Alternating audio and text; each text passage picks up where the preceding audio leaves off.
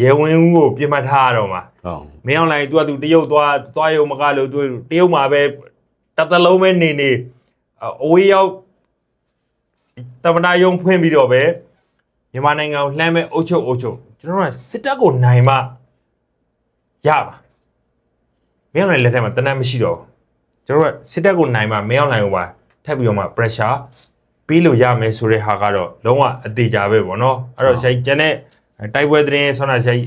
ပြောတဲ့ရွှေကူဘက်သတင်းလေးတစ်ချက်ပြောပြပေးပါဦးရွှေကူဘက်ကတော့ဘုံကရှေ့နေကောင်းတယ်တဲ့ဆရာကြီးဟိုတိုက်ပွဲကတော့အပြင်းထန်ဖြစ်နေတယ်ပေါ့နော်စစ်ကောင်စီဘက်ကတော့အပုံလိုက်ပဲပေါ့ဒါအလောင်းပုံလိုက်နဲ့ရှင်ဖမ်းပြီးတာတော့30လောက်ရှိတယ်ပေါ့နော်အခုလက်ရှိကတော့မိုးရွာနေလို့လေချောင်းပြက်ကူမလာသေးဘူးပေါ့လေအဲ့ဒါလေချောင်းပြက်ကူသတင်းလေးပါလေးဟိုထူရလေပေးပါအောင်ဆိုတော့အဲ့ဒီမှာအခုလက်ရှိဘုံရှိမှခုနပြောသလိုရဲဝင်းဦးကတိုက်စစ်မှုပုံစံမျိုးဖြစ်နေတယ်ဘုံကနောက်တစ်ခုကဒီတိုက်ကွက်ကအရင်နဲ့မတူဘူးပေါ့နော်ထူးခြားလာတဲ့အပိုင်းပေါ့ထူးခြားလာတဲ့အပိုင်းကတော့ခုနလိုလေချောင်းပြက်ကူထူးခြားတဲ့အပိုင်းတွေရှိတယ်နောက်တစ်ခုကတည်ယူပို့ဆောင်ရေးမနေ့ကဆိုရင်ဒီ MI70 ရဟန်းရနစီပေါ့ရဟန်းနစီရတယ်ရောမြိုင်ကနေမှပခုတ်ကူ101ကနေမှခုနညာဦးဘက်ဒါ MI70 formation နစီသွားတဲ့အချိန်မှာMI35 ကအပေါ်ကနေမှ stand by လိုက်ဟိုပါနော်လုံခြုံရေးလိုက်ယူပေးတဲ့ပုံစံမျိုးတွေသွားတွေ့ရတယ်။နောက်တစ်ခုကပြီးခဲ့တဲ့ရက်မှာပဲကြောက်ထုလေစိတ်ကို1-8လေရင်ဆင်းတဲ့အချိန်မှာဒီကြောက်ထုလေစိတ်ပေါ်ကနေမှ KA3 စီးကနေမှပတ်ပြီးတော့1-8ကို stand by စောင့်ပေးတဲ့အနေအထားမျိုးပေါ့။နောက်တစ်ခုဘာသွားထူးခြားလဲဆိုစစ်သုံးစိတ်ကိုအရင်အားတဲ့ကိုပို့ပြီးတော့သူတို့စစ်ဖြစ်အောင်လုပ်ပြီးတော့မှသွားတဲတာတော့ကြောက်ထုအမှန်မှန်လူနာတော်တော်များများသွားတဲတာအတူပြက်တော်တော်များများကိုဝိုင်းနဲ့သွားတဲတဲ့အချိန်မှာဒီတော်လိုင်းရဲဘော်တွေကဝိုင်းအိတ်ကိုပြစ်မှာကြောက်လို့သူဘောကနေပြီးလုံခြုံရေးယူထားတဲ့အနေအထားမျိုးပေါ့တော်လိုင်းကျွန်တော်တို့တော်လိုင်းရေးဘက်ကတော့ဒါသတင်းကောင်းတွေကရှိတယ်ဆိုတာတချို့ဟာတွေကရှေ့မှာပြောခဲ့သလိုပဲတော်လိုင်းရေးဘက်ကတော်လိုင်းကောင်းဆောင်တွေမထုတ်ပြန်မဲနဲ့ကျွန်တော်တို့ကကြိုပြီးတော့သွားပြောလို့စင်မပြေတဲ့အပိုင်းတွေရှိတယ်ပေါ့နော်အဲ့ဒီမှာအခုတိုက်ပွဲတွေပြင်းထန်နေတာကတော့ကျွန်တော်တို့တိတိတတ်တာဆိုရင်မကွေးတိုင်းရှိမယ်နောက်တစ်ခုကရှမ်းပြည်နယ်ရှိမယ်နောက်ရွှေကူပေါ့နော်စကိုင်းနဲ့ကရှင်ပြည်နယ်အဆက်ရှိမယ်ရခိုင်ပြည်နယ်ရှိမယ်အဲ့နေရာမြန်မာနိုင်ငံရဲ့အလဲပိုင်းနဲ့ဟိုပေါ့မြောက်ပိုင်းကတော့တော်တော်များများပြင်းထန်နေတာပေါ့နော်အနောက်ပိုင်းရောပါမှာပေါ့တောင်ပိုင်းကတော့နည်းနည်းပြောလောက်အောင်တော့ဟိုမဖြစ်ဘူးပေါ့လေဟိုတားကြီးတော့ပြင်းထန်တဲ့အပိုင်းတော့မရှိဘူးပေါ့တောင်ပိုင်းကတော့အခုလက်ရှိကတော့ဒီရှယ်ဝင်းဦးကရှမ်းပြည်နယ်ကိုအကုန်လုံးတိမ့်ဖို့အတွက်ကိုသူကအင်းနဲ့အားနဲ့ခုနကျွန်တော်တို့စကိုင်းတိုင်းကလေးမျိုးကနေမှတစ်ဖက်ထိုးတာမျိုးနောက်ပြီးတော့မကွေးတိုင်းကနေမှရှမ်းပြည်နယ်ရဲ့တောင်ပိုင်းမြောက်ပိုင်းကိုအင်းအားအလုံးရင်းနဲ့ဝင်ပြီးတော့တိုက်စစ်ဖော်ဆောင်နေတာလည်းသွားတွေ့ရတာပေါ့ဟုတ်အဲ့တော့ तू ကဒီလိုမျိုးဆက်ရကျွန်တော်တို့ ERV တိုင်းတက်မယ်ဆိုရင် ERV တိုင်းကနေရခိုင်ထဲကိုဝင်မယ်ဆိုရင်လှန်တက်ရဒါဒီတနေ့ရပကိုးတိုင်းဝင်မယ်ဆိုရင်လှန်တက်ရမှာနော်လှန်တက်လို့လန်ကြနေတာဟုတ်တယ်နော်ခွာတန်တွဲလဲလန်ကြတယ်ဒီကပ္ပတာ16ဝင်းကျင်လဲလန်ကြတယ်နိုင်ရီကန်ဒါလဲလှန်တက်ရမှာ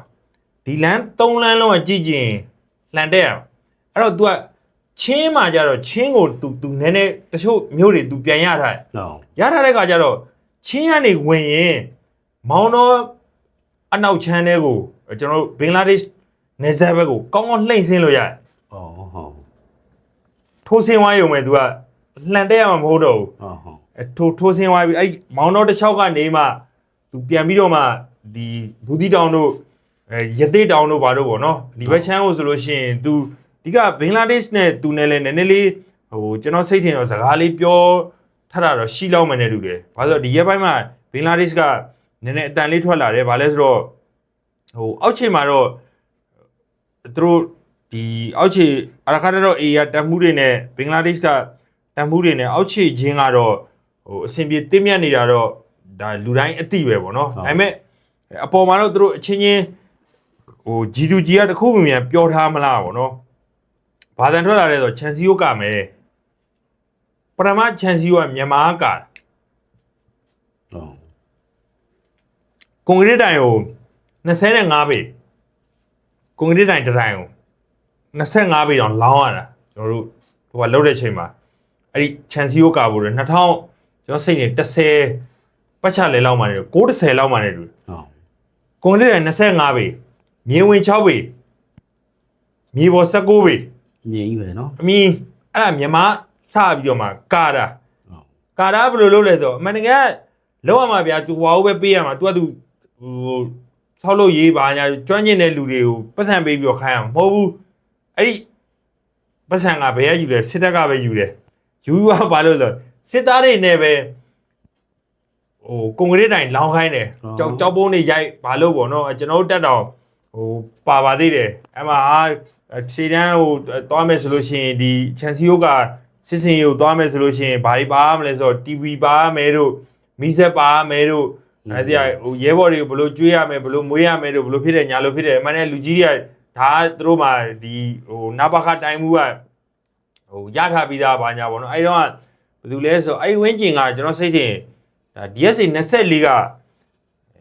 ဗိုလ်ချုပ်စိုးသိန်းနဲ့တူတယ်ဗိုလ်ချုပ်စိုးသိန်းကတိုင်းမှုနဲ့တူတယ်ရခိုင်တိုင်းမှုပေါ့နော်အဲ့တော့အခုကအရင်ကကာထားတယ်ဒါပေမဲ့မကောင်းတော့ဘူးမကောင်းတော့ဘူးအခုဘင်္ဂလားဒေ့ရှ်ကပြန်ကာမယ်ပါညာပြောနေတယ်ပေါ့နော်ဒီဟာကလည်းသူရဲဝင်းကချင်းကိုအတင်းထိုးနေခြင်းကချင်းကနေဆိုလို့ရှိရင်မောင်တော်ဘက်ကိုသူကဟိုအပေါ်ဆိုလို့ရှိရင်ကျွန်တော်တို့ဘာခေါ်မလဲဆိုတော့ဗန်ဒူလာတို့ဘာတို့ပေါ့နော်ဗန်ဒူလာစခန်းတို့ဘာတို့ကနေသူကဒီအထဲကိုရခိုင်ပြည်ထဲကိုကောင်းကောင်းဟိုအရခါတော့အေးနယ်မြေထဲကိုကောင်းကောင်းဝင်လို့ရတဲ့အနေအထားမျိုးဖြစ်ကျန်တဲ့လမ်း3လမ်းကသူဘယ်လို့မှမပေါက်နိုင်တော့ဘူးမပေါက်နိုင်တော့တဲ့အနေအထားဖြစ်နေတဲ့အခါကျတော့ဒါချင်းကနေတစ်ဆင့်ရခိုင်ကိုဝင်ဖို့အတင်းကြိုးစားလာတာဖြစ်နိုင်ပါတယ်ဆိုတဲ့ဟာလေးကိုပြောချင်တာပေါ့နော်ဒါကြောင့်မလို့ဒီနေ့ကျွန်တော်တို့ရဲ့အဓိကရန်သူဒီကျွန်တော်တို့ကိုအာဏာသိမ်းမှုရဲ့အဓိကတရားခံဒီမင်းအွန်လိုင်းဖြစ်ပေမဲ့လက်ရှိကျွန်တော်တို့ရဲ့အဓိကရန်သူဒီရဲဝင်းဖြစ်လာပါတယ်ဆိုတော့ကျွန်တော်တေချာပေါက်တတိလေးပြောင်းပြီးတော့မှထားဖို့လိုအပ်လာပြီဆိုတဲ့အကြောင်းတရားလေးကိုပြောကြရင်းနဲ့ကျွန်တော်တို့ဒီနေ့သတင်းတင်ဆက်မှုလေးတော့ဒီမှာပဲညီကုန်းချုပ်ပါတယ်ဗျာဟုတ်အားလုံးပဲကျေးဇူးတင်ပါတယ်